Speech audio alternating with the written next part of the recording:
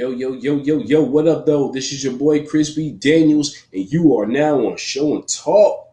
So, ladies and gentlemen, tonight we're finally going to talk about a movie that I've been wanting to talk about since the Karate Kid movie review.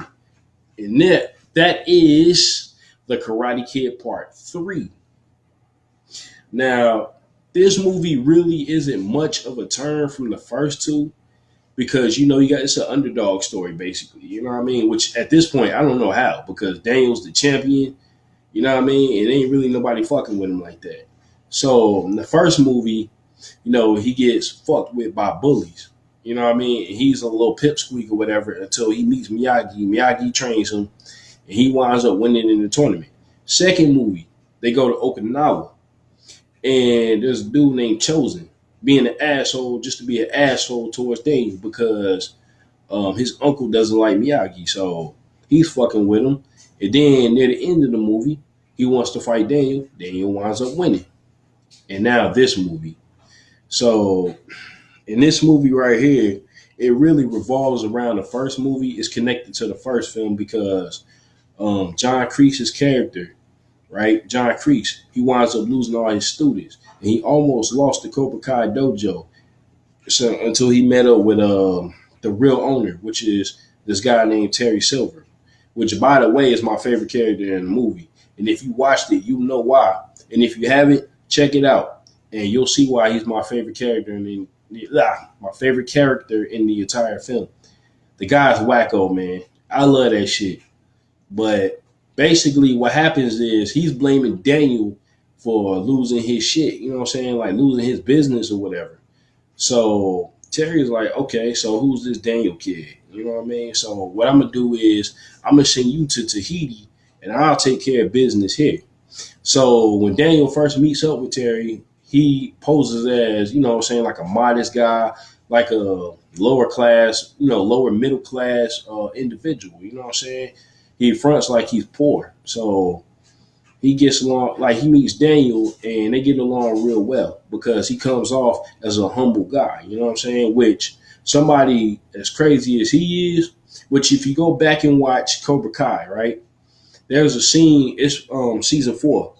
There's a scene where Terry Silver is talking to Daniel and he's talking to John Kreese and he tells Kreese that, he's not that type of guy anymore, which, you know what I'm saying? He was like over the top, willing to do anything for Kreese. But he basically told Kreese the reason why he was the way he was back then is because he was all coked up all the time, which I wish they didn't like add that part. I wish they just had him like that because that's just the way he was.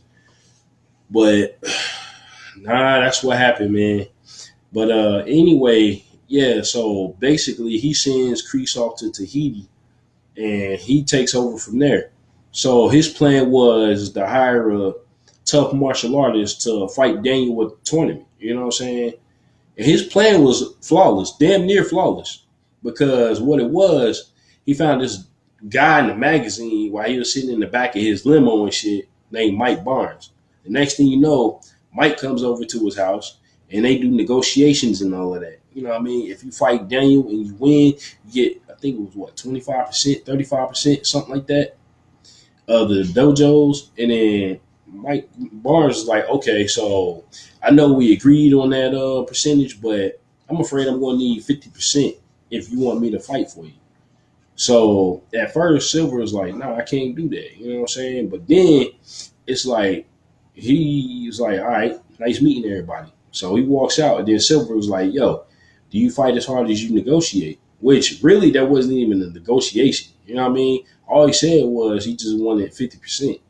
And he said no, so old boy was going to walk out. And then Mike Barnes was like, harder. I'll fight harder. So he like, all right, you got your 50%. Which to me really doesn't make sense because, if you're going to bring Kreese back, you know what I'm saying, and you're trying to bring him in with you, 50-50 partners again, how is Mike Barnes going to get 50%?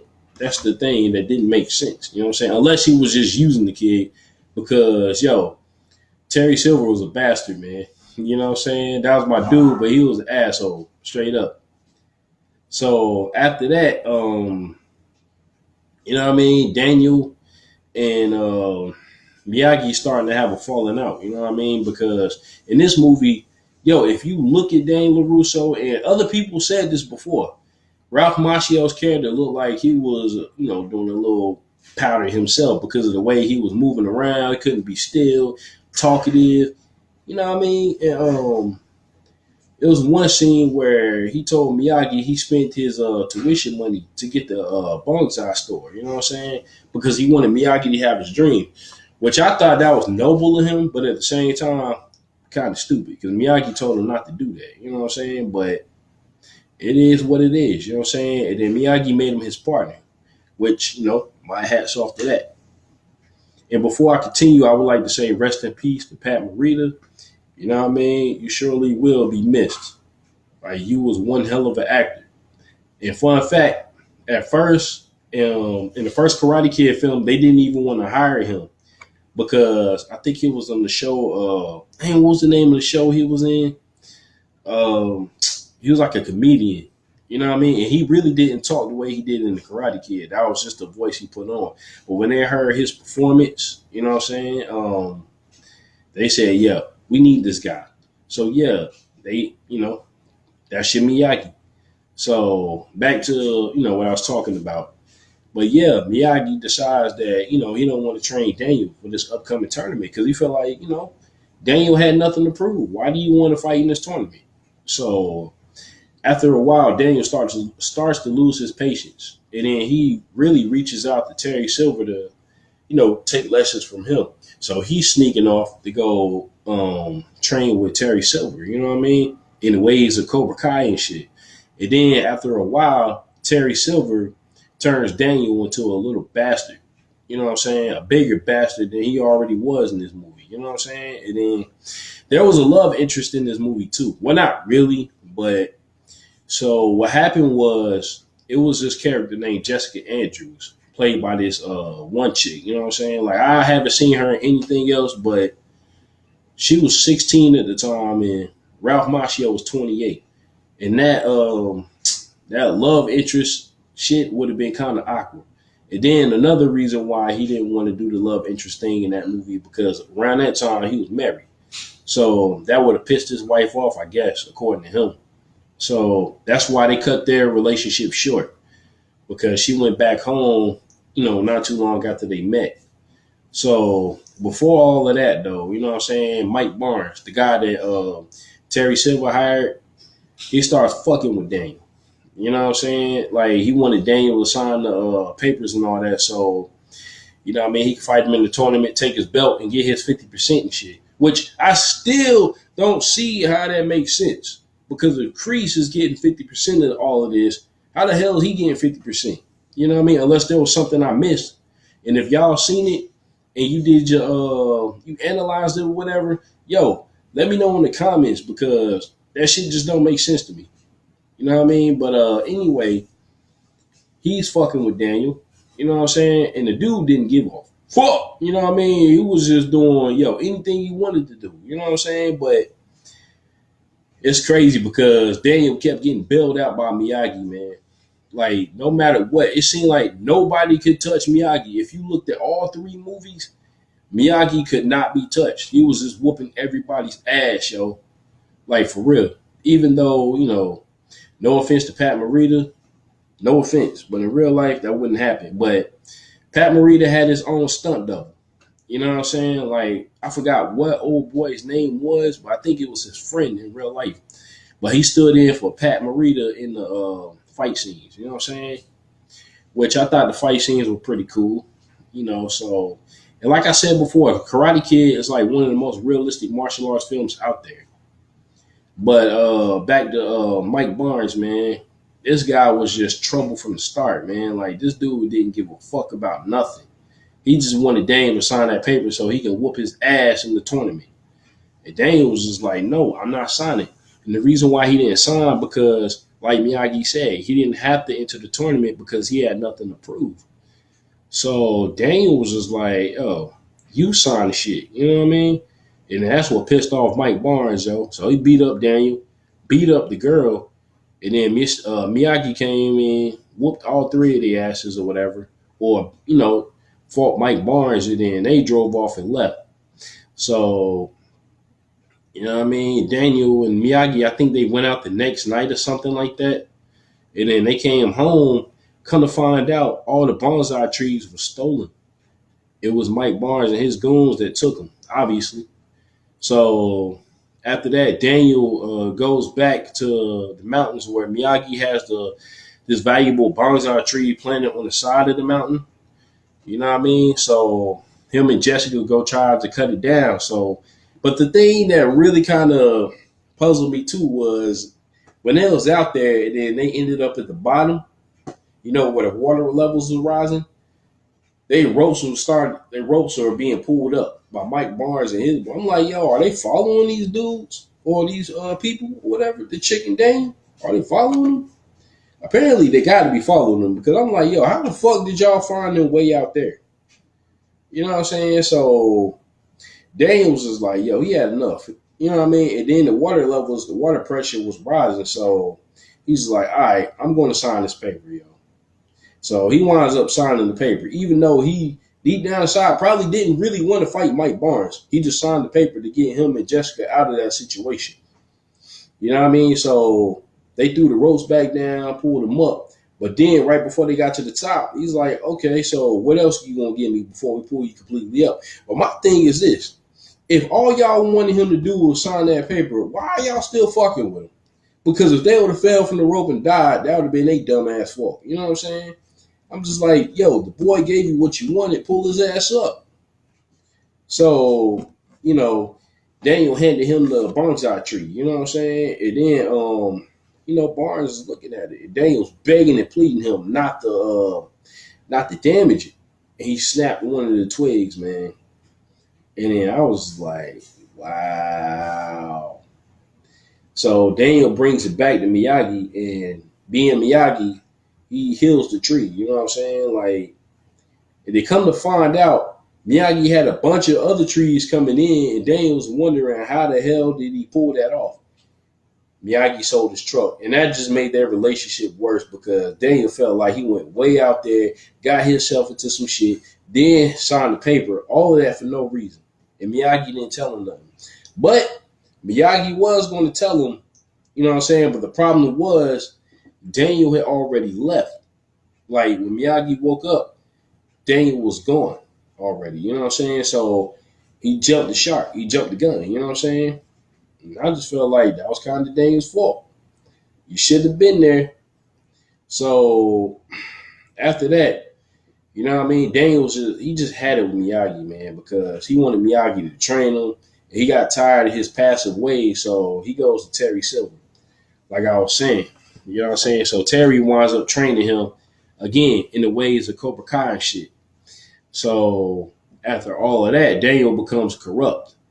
And then, now this is one scene where I thought it was fucked up. How Terry hires this one dude to fuck with Daniel in the club, him and Jessica. So dude wants to dance with Jessica. Daniel's like, no. He pushes Daniel. Daniel turns around, punches his ass dead in the nose. And then Daniel runs out the club with Terry Silver. And then the boy is holding his nose like, yo, where's that guy with my money? It was all a setup, bro. You weren't getting no money. You know what I mean? So after all of that, Terry Silver still, you know what I'm saying, training Daniel and all that. So it was one scene where he had like this wooden dummy and he wanted Daniel to break it. And that was the one thing he just couldn't get past. He couldn't get past that sweep. So when Terry Silver gave him that little lecture about him wanting to embarrass his ass, humiliate him and stomp him into the ground, for some reason, he just found the inner strength and just tore that shit apart. You know what I mean? Which that was one of my favorite parts in the movie, man. I'm telling you, whenever I get everything right, like all my setup right, I'm going to re-review this movie. And if you haven't seen it, because my review right now is not doing it any justice. I'm just telling y'all, the scenes, like some of my favorite scenes and all that straight off the top of the head. So you got to go and watch the movie if you haven't seen it. And in my opinion, I like it better than the first one. You know what I mean? Like the first one, don't get me wrong, is a classic. It's a classic. I love that movie. But I just like the third one better, because of the over the top acting and shit. You know what I'm saying? The shit is funny. So later on, Daniel goes to Terry Silver and tells him, lets him know that, you know, he's done training with him and all that because he realizes that, I really don't have to fight in the tournament if I don't want to. You the champ, bro. You've been a champ for a year. You don't have to fight. That's what, that's what Miyagi was basically telling him. You don't have to fight. So Daniel finally comes to his senses and goes to the dojo to let Terry Silver know he won't be training with him anymore. But my thing about that too is when Daniel showed up, did he call Terry Silver before he came or did he just show up? Because it seemed like this motherfucker was always there waiting or something like that. You know what I'm saying? For Daniel. So Daniel shows up, like I was saying before. And if y'all hear noise in the background, that's just my fan. You know what I'm saying? Like, I got the air circulating through the apartment, but I like to keep a fan on me sometimes too. But yeah, man, like he lets Terry know he doesn't want to train with him anymore. So this is when Terry reveals his true plan. So basically, his plan all along was to get Daniel. He wanted to teach him the ways of Cobra Kai, corrupt him. You know what I'm saying? Like screw his mind all up. Because if you notice, if for those who've seen the movie, if you notice when Daniel was practicing kata in the mirror, Terry Silver was telling him that's not going to help him in the tournament. But it turns out it really would have. It's just that he wanted Daniel to forget everything that Miyagi taught him because he knew if he could teach Daniel, the ways of Cobra Kai, and then you're going against Mike Barnes, which is somewhat learning, you know what I'm saying? Shit from Cobra Kai. Then Mike Barnes will already know Daniel's moves, and then he can just destroy him right there easily. But Daniel was smart enough to know, okay, well, you know what I mean? I really don't have to participate if I don't want to. So because he's the champ, he only had to fight in one fight anyway. But he was like, nah, I don't want to do that. So we come to find out after Daniel, tells Terry this, Terry, like I said, reveals his true intentions. And Mike Barnes pops up from the back of the studio. And I'm like, where the fuck was he doing? What the fuck was he doing back there? Jacking off? It was like this dude just appeared out of nowhere. Like I said, did Daniel call him before he came, or was they just there all the time? Like, just waiting on him anytime, every day. I'm just like, yo, that's... So, Mike Barnes winds up beating up Daniel, you know what I'm saying? Then throwing his ass out the studio. And then come to find out, before that part, John Kreese pops up behind, from behind the picture. And Daniel finally realized, I'm fucked. You know what I mean? So Mike Barnes whoops his ass, throws him out the studio. And then they tell him to go back and get Daniel. They want to beat his ass some more. But come to find out, Daniel got bailed out again because Mike Barnes gets his ass thrown through the doors, and it's Miyagi. So John Kreese didn't learn his lesson the first time because him and Miyagi starts fighting. He touches Miyagi not one time. And then you got Terry Silver stepping up. He gets beat up by Miyagi.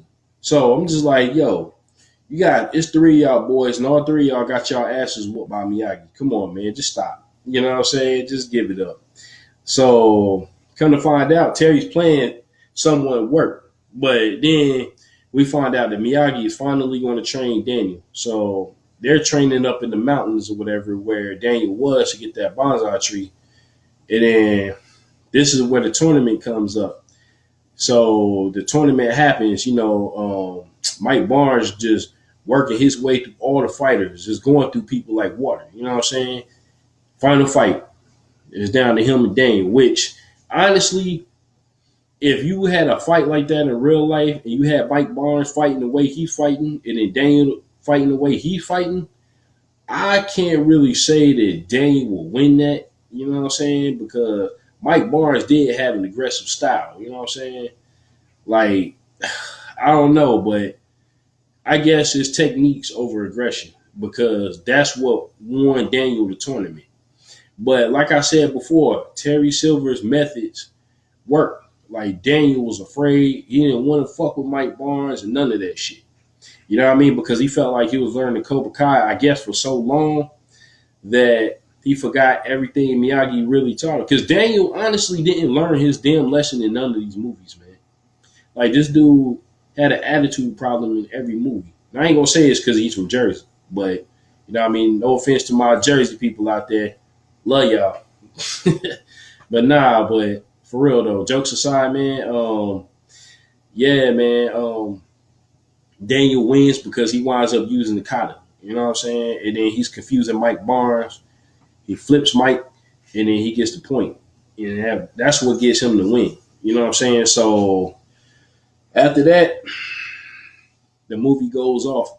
And it's just like every other film where, at the end of the tournament, it's a freeze frame. And that's what ends the movie. You know what I'm saying? So that's pretty much it on that. The Karate Kid Part 3. Like I said, if you haven't seen it, yo, you better check it out. That movie is dope, in my opinion. I like that one, like I said, better than the first two. And like I said, the first two movies are classics. I don't like them, I love them, but I love Part 3 more. You know what I'm saying? Part 3 is my favorite in the entry. You know what I'm saying? But so we're gonna talk about something that I seen now a couple of days ago. I don't know if y'all seen it. Let me know if you have. But it's about a new. And I wanted to talk about this trailer too at the end of this review. So it's about Winnie the Pooh. It's called Blood and Honey. The trailer is like, I think it's about 2 minutes long or something like that, maybe a minute. And basically, what happens is Christopher Robin abandons them or something like that. It's Pooh and it's Piglet. You know what I mean? So what happens is, like, if you look at Winnie and if you look at Piglet, it ain't nothing but guys in like mask and all that. You know what I mean? A bear mask and a pig mask. You know what I mean? Which honestly, Piglet looks like a boar because he has like little horns coming out and shit. And then they're straight up killing people and whatnot. You know what I mean? It's a very dark, gruesome movie for what I see, but it's gonna be an independent film. I don't know about it though. I'm gonna still watch it because I'm gonna give it a chance. I'm about giving movies a chance. You know what I'm saying? It might be dope, but at the same time, I'm just like, man, y'all couldn't do something else with the characters, like as far as like making them look more like themselves. I mean, is it a Disney thing? I don't know, but it's a dark turn. You know what I mean? Because at first, when I saw the poster for it on Facebook, I thought the shit was fake. I ain't even gonna lie, like because I didn't see no trailers or nothing. And you know how people will take like movie posters and edit shit. You know what I'm saying? Like to make it look like this movie's coming out or whatever. But come to find out the shit is fake. I thought it was fake, but then I really saw the trailer. I'm like, yo, this shit is really coming out. So yeah, basically they're pissed off at Christopher Robin. You know what I mean? Piglet and Pooh. So they want his ass dead. They want him dead. They want everybody that was out there with him dead. You know what I mean? And they wasn't playing. But I'm gonna definitely check out that movie, y'all. Whenever it does come out, because like I said, I'm about giving movies a chance. So we're gonna check it out, and then I'm gonna give my opinion on it once I do. So stay tuned for that. But thank y'all for joining me, man. Yo, I know I'm talking my ass off right now. Y'all sick of looking at my big ass head. So yeah, I'm about to jump off of here, yo. I appreciate y'all for listening again. And let me know what you think of this review. Let me know what movie you want me to talk about next. And like I said, I ain't talking about no Suspiria because that movie sucks. The 1970s version, you know what I'm saying? I don't know about the remake. I haven't seen it yet. But I'm going to give that movie a chance. You know what I'm saying? But, yo, let me know what y'all want me to talk about, man. I'll talk about any movie other than that one. You know what I'm saying? But I'll get at y'all next week. So stay tuned. I got an interview coming up with Colorado Killer Queen. So be on the lookout for that. And I'm out. Peace.